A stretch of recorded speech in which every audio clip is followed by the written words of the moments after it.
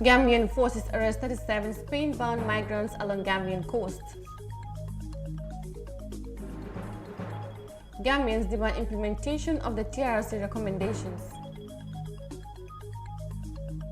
Fire and Rescue Service deflects attacks from public. This and more coming on Gambia 24.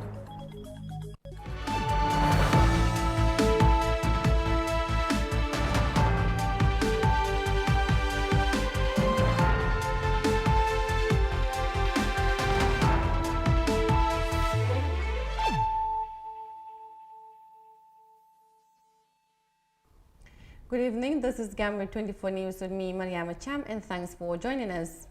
Now, at least 37 migrants, including 3 Sierra Leonean women, have been arrested by the Gambian Immigration Department and other sister forces on Wednesday along the country's coastal towns. The arrests come following an intelligence the security apparatus received about the migrants who were on a perilous journey using High to Spain. According to officials, 9 people were captured in Tanje and another 28 people in Gunjur. This includes at least 6 minors, all of whom were Gambians. There were 25 Gambians, 10 Sierra Leoneans, 1 Guinean and 1 Senegalese. As part of the operation, a 40-horsepower out-boat engine and 33 life jackets, the migrants are currently immigration officers in their investigations. The Public Relations Officer of the Gambia Immigration Department, Superintendent Mamanding Esdiba, advised youth to take caution and engage themselves with more meaningful things. Here is an excerpt.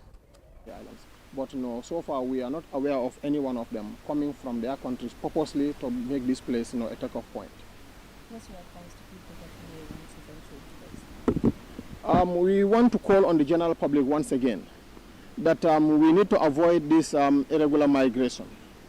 Like I've always said, the GID and our colleagues, we are not against people traveling to Europe, but we want people to be traveling to Europe in an orderly and a safe way, because the journeys are very risky, and most often than not, these journeys lead to loss of life and loss of property. Can you imagine the number of young lives that we have here? May God forbid, if there should be anything adverse at sea, we are going to lose a lot of young, valuable life. And not just the lives, but their families. Their families are most of the time affected financially, because if you look at the amount of money most of these people paid, it's a lot of money for an average Gambian family. And some of them, like one of them, have already revealed to the investigators. It went up to an extent of gathering all other household belongings, selling everything just for this particular individual to be able to embark on this perilous journey. So at the end of the day, if there is anything dangerous happening at sea, it will not just stop at losing a family member, but also losing a family member and losing almost everything altogether. So we want the general public to help us fight against this menace of irregular migration, especially residents of coastal areas. We want you to provide us with the much needed intelligence, give us all the support so that we will be able to save our young people from dying at sea. As the Truth Commission's public hearings ended weeks ago, the Commission is expected to present a final report containing the findings and recommendations to President Adama Barrow in just over a month. However, Gambians are raising concern over the implementation of the recommendations, of whom many of them are afraid that the TRRC recommendations will end up like that of the Jade Commission. Khadija Tuseka sent this report. The Truth Commission, set up to investigate the gross human rights violations of Jammeh's 22-year rule, spent 871 days in hearing the testimonies of 392 witnesses, mainly victims and self-confessed perpetrators. After the ending of the public hearings, Gambians started to raise concern over the implementation of the recommendations. Many of them are of the view that Gambians suffered a great deal in the hands of Jammeh and his hit squad, demanding the recommendations of the TRRC to be implemented by the Barrow administration.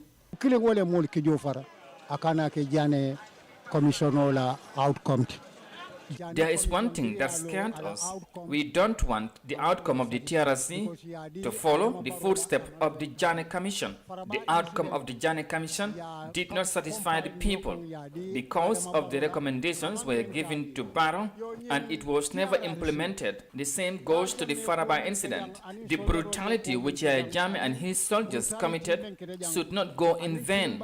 If the TRRC submits its recommendations, Barrow should not put it aside. He should not look at the fact that we are in an election period. This happens before election. So we demand implementation of all the recommendations of the TRRC. Suleiman Gum is equally concerned as to whether the self-confessed perpetrators would face justice for the crimes they commit. My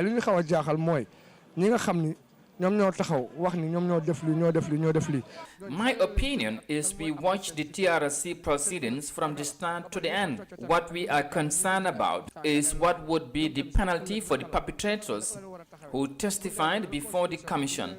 What will happen to them in the future? That is the only thing we want to know. For Jammeh's critics, the evidence gathered from both Janneh Commission and Truth, Reconciliation and Reparations Commission are clear manifestations of his brutal reign. In his closing remarks, the chairman of the commission, Dr. Lamin J. Cisse, said the testimonies had brought pain and bewilderment to the Gambians. According to him, Gambia is known for its peaceful coexistence and tolerance, so it was shocking to hear atrocities narrated before the Truth Commission. Khadijatu Seka, iAfrica News. As health officials in the Gambia continue to encourage people to get vaccinated amid increasing COVID-19 cases, over 34,300 people took their first jab of the vaccine. At the initial stage of the vaccine trial, many people in the country doubt the efficacy and effectiveness of the vaccine, leading to the suspension of the vaccine in some European countries, NICISA reports.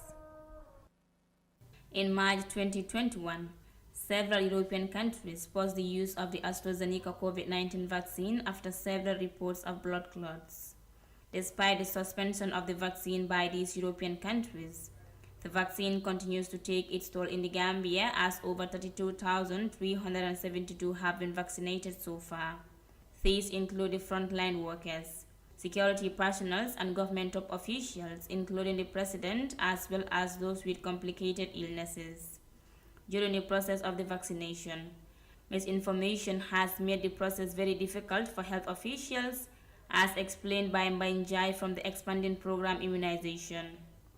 People we are misinformed. There are a lot of misinformation among people because population with the social media sending WhatsApp messages telling them the vaccine is not good and all those things. They are here to kill people and the like. Those were some of the messages that people have been talking about. In order to make availability of safe and effective vaccines on a large scale in the Gambia, the World Bank Board on April 16, 2021, approved $8 million financing from the International Development Association. People continue to receive their jab of the vaccine. Those who took the first jab are encouraged to receive the second jab. According to the latest situational report by the Ministry of Health, the Gambia has recorded over 60,000 confirmed cases, 5,800 recoveries, and 179 deaths. Reporting for iAfrica News, I am Cisse. In that COVID update by Cisse will take us to a quick break and we'll be right back with the rest of the news on Gambia 24. Stay with us. The pride we take in our brand, the work we put into constantly change the landscape and elevate real estate in the Gambia, it's compared to none. From inception, our goal was to add value to the beautiful Gambian landscape. That's why we are proud innovators of community estates. Kololi Sands is an exceptional piece of work, tailored for ultimate convenience and luxury, to bring you an element of finesse that is rare but unique in its own. This is also our pride and joy, and we welcome you to the exquisite beauty right here in Kololi and right here on the waterfront. Kololi Sands, feel the ocean breeze at your doorstep.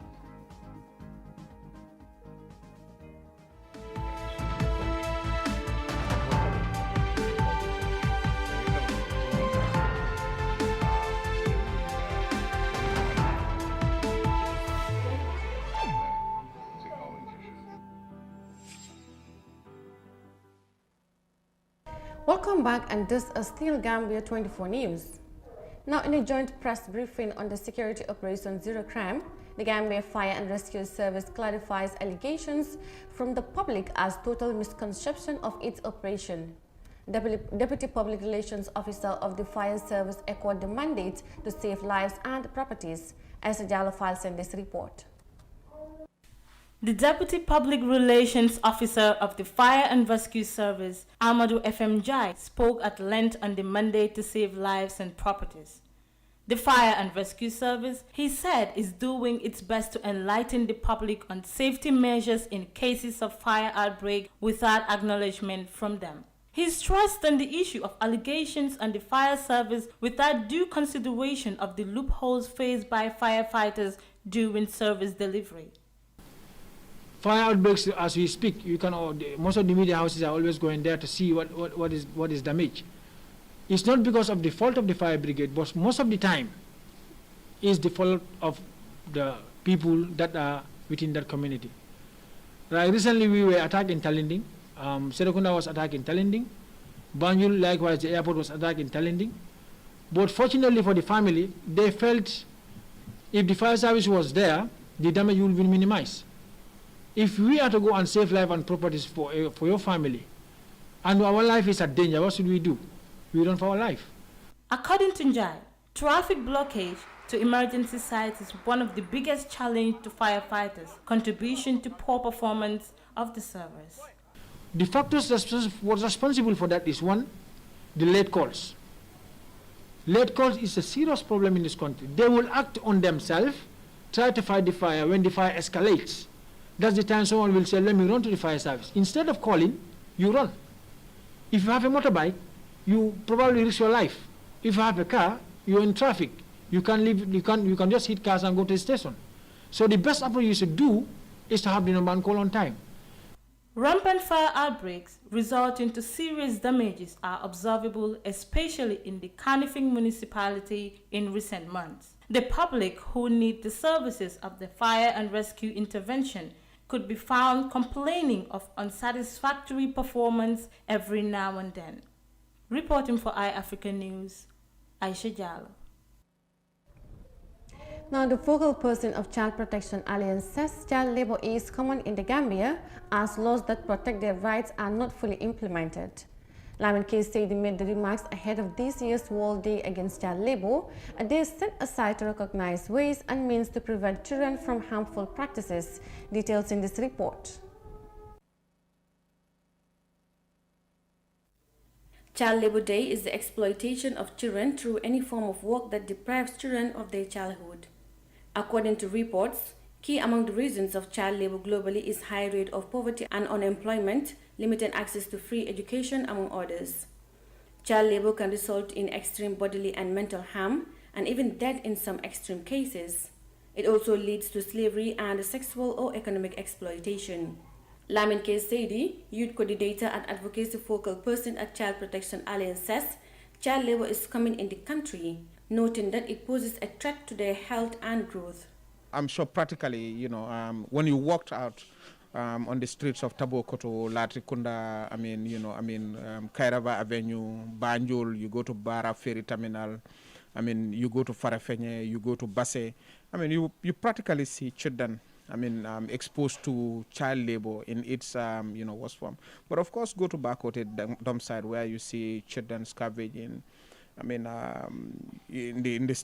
the streets, you see children, with horse carts, carrying garbages and so forth. And this exposes them to a lot of risks, health hazards.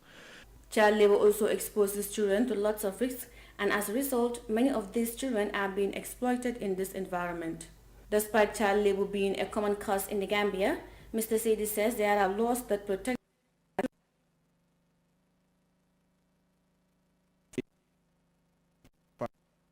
below the age of 16 shall be protected from all forms of, abuse and exploitation. Now, the Constitution guarantees, protection of children. The Children's Amendment Act of 2016 also makes very clear provisions in respect of, protection of children, and it specifically talks about child labor in totality.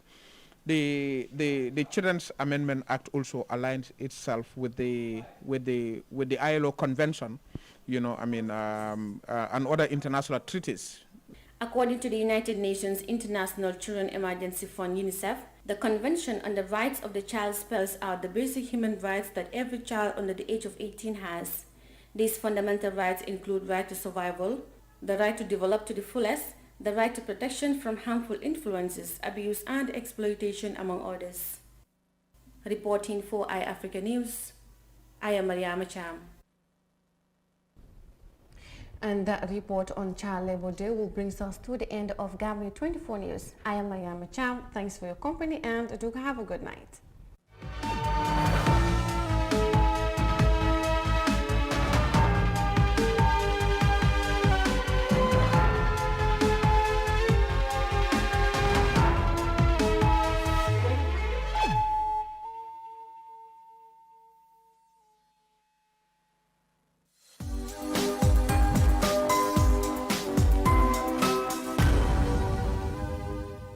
South Africa Global is the first and biggest private estate developer